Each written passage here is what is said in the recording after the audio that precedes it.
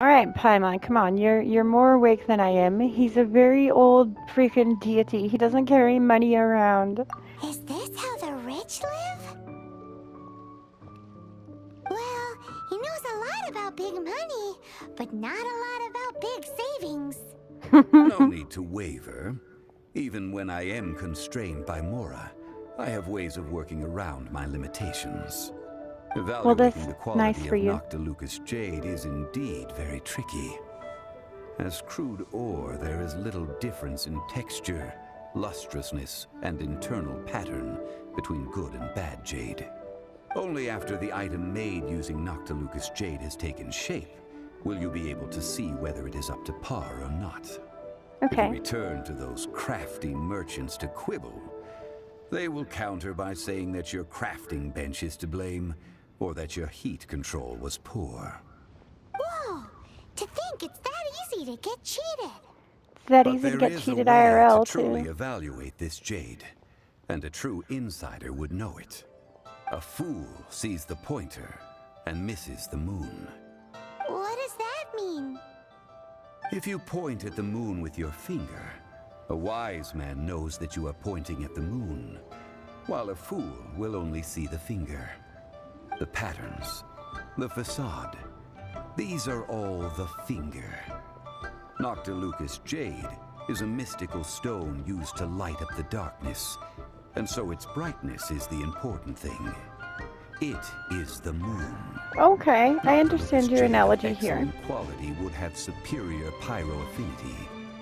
In other words, the bluer and brighter the luster of the ore under high temperature, the higher its quality. Is this is this normal life for a high-class gentleman? I have imparted the priceless secrets of the jade trade to you. Now, all that's left is to put it into practice. Priceless, huh? Hyman's just said that we might never be able to use it again. So Rex Lapis is rich. We're back to buy What a some surprise. nuts, boss. But can you let us burn them first? Burn them? You can't do that, my friends. If you were to do so, what would I have to sell? That would... well... fine. As you wish, Busted! then. Being full of shit. How about this? I can take a small sample of all three. I'll take a bit of a loss. We'll count it as a friendly gesture. Uh-huh. Don't worry, I know the rules. As long as we can prove that it is good jade, you will not take a loss. I'll count it as a friendly gesture is bullshit, full of shit salesman for...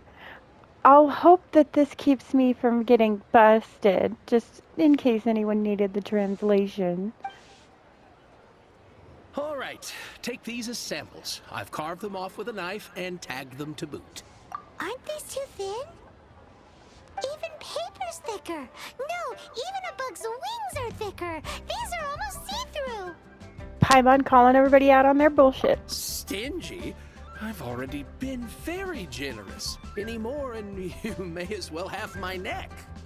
But wouldn't something this thin go poof if we held it to the fire? It Yes? can't be helped. Trying to deprive a merchant of his profits would be like forcing a ravenous wolf to vomit up the food in its stomach. Nonetheless, under the right conditions, these thin slices will serve. What sort of conditions? While we add the high temperatures using pyro, we can use hydro to reinforce it from within. This way, the samples will not disintegrate immediately. Oh! Interesting. Oh, sir, to think you were this learned. Thank you for your understanding. So does Strictly nobody speaking, know but me? Asking for samples Of course when we he's have that not yet learned. agreed to purchase the goods is unfair. Trade in Liyue must be based upon fairness. Well, guess we just need to find a place to try this out. Oh, Paimon remembers we once saw this big pot down at the Data Upa Gorge in the camp of the Hilly Churls from the Meaty tribe. It's real sturdy and should be able to take the elemental reactions. Now, let's pack those samples up and make a move. So, you want me to go cook metal? Okay, here we go.